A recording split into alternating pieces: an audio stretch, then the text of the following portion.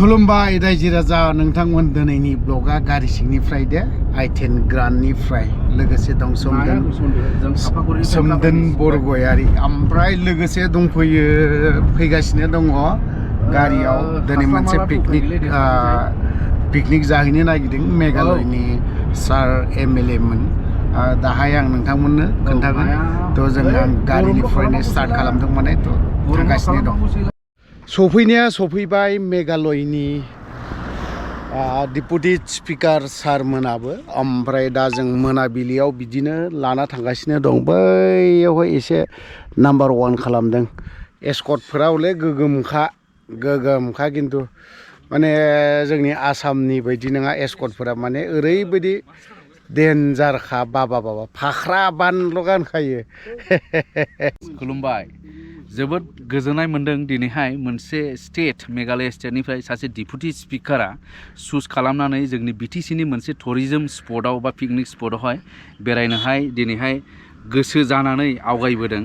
बिराद गोजोननाय दा बेनिखाय बेफोरबायदि गोजान जायगानि माखासे आलासिफोरा बेबायदिनो फैगोन जोंनि जायगायाव फैनो लुबैगोन बेनिखायनो जोंनि टुरिज्म डिपार्टमेन्टआ स्ट्रं जानांगौ डेभेलप जानांगौ नै सारमोना फैगासिनो दं पिकनिक स्पटआव डिपुटि स्पिकार लोगोसे आरो सोर फैदोंमोनलाय जोंनि दा MDC नि MDC माने नोंसिनि माबा काउन्सिलनि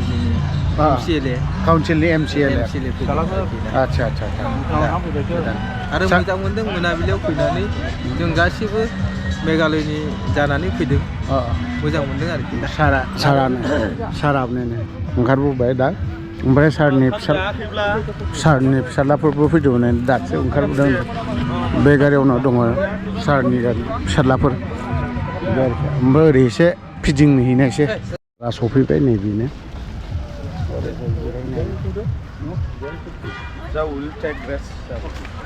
in this Manabili picnic spot. A round of applause. Akai komnani he onane.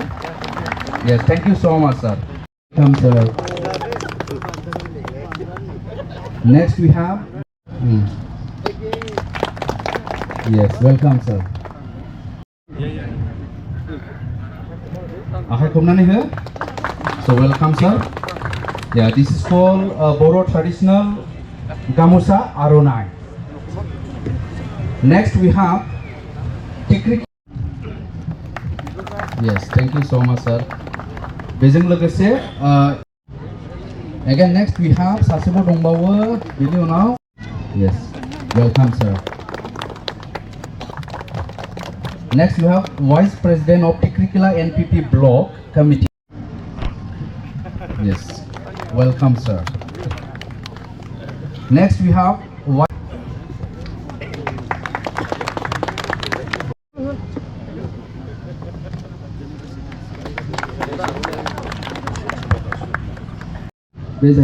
Boro. Welcome, sir. Yes, welcome, sir. Akai komnani here. दाना बरायखांनाया जोबखांनायनि उनावहाय साहानि लाहार फाहार खालामनाय जाबाय First time. बिको अगला बार भी आ गया हम लोग सर आप सब 10 लोग को लेके आएगा फिर ओके फर्स्ट टाइम है सर फर्स्ट टाइम है हम लोग इस तरफ में इस सब लेकिन फर्स्ट टाइम आने के बाद बहुत अच्छा लगा है और फिर आ गया आने का फिर यह है अच्छा है हम लोग का okay thank you sir constituency ni local MLA aru deputy speaker of Meghalaya naiman singa dengka mansa biko bangal party worker strong kur bai mana ya Sing bipa aru gasu ke biap rango ta khadung giza pa biap kurum ba emi sokyo nani na ko dengka matsa ba mutela ne tela hoy tela मेघालयनिफ्राय सार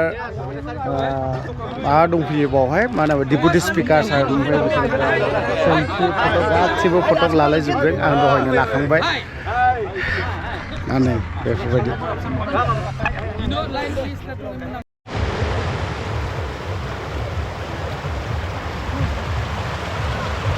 दानिया जाहैबाय साइडआवहाय मा दं मा गैया गिदिंनानै नायनाय जाबादा जा आगरि दिप दं जा पुराना भाषा आवनो मानायगोन बे सारजों लोगो मोन इन्दाय गुंजा दैया गोथौ नामा होनना सोंदोंमोन सारा आं बुंबाय गोथौ नङा थ' बिदिनो बेजोंबो बेरायखांबाय लोगोसे आरो साइडआवहाय नायथावथाव जायगा ओरैबायदि नायथावथाव मोजां मोनदों जाहैबाय गाव फैनानै भुटाननिफ्राय ओंखारनाय दै स्राय स्राय बोहैनायखौ नुनानै मोजां मोनदों सेकेन्ड टाइम फैनो ओंखारफिनबावदों आसा खालामदों सारमोना जिहेतु मेघालया टुरिस्टनि थाखाय बिराद जोंनि जायगायाव जुदि बेफोरबायदि सार गुबुन स्टेटनि सारमोना बेरायफैनो नायफैयोबा जों बड'लेण्डनि रायजो राजाफ्राबो गोजोननाय मोनाबायबो माबायबो दा सारमोननि गासैबो प्रग्रामा जोबजोब्बाय ओंखाम जासिगोन नै ओंखाम खुरनायनि रेडि ओमफ्राय बेजों दङ deputy speaker sir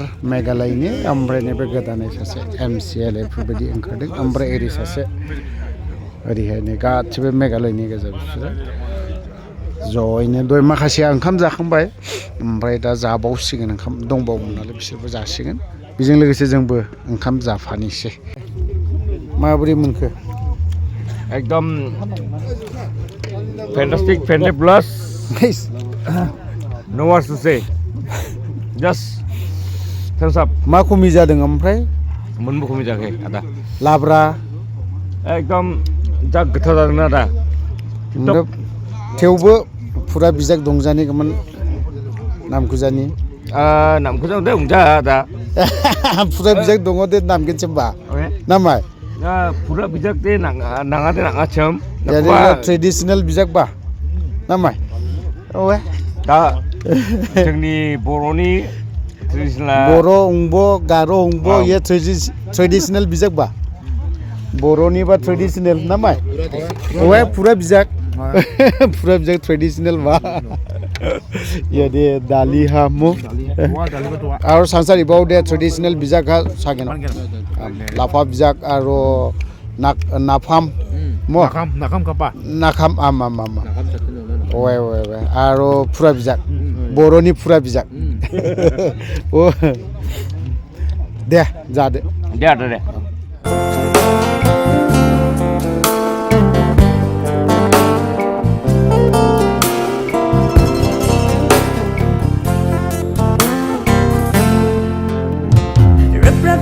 Basketball, thanks to baby joke. Walza chio salgi sako.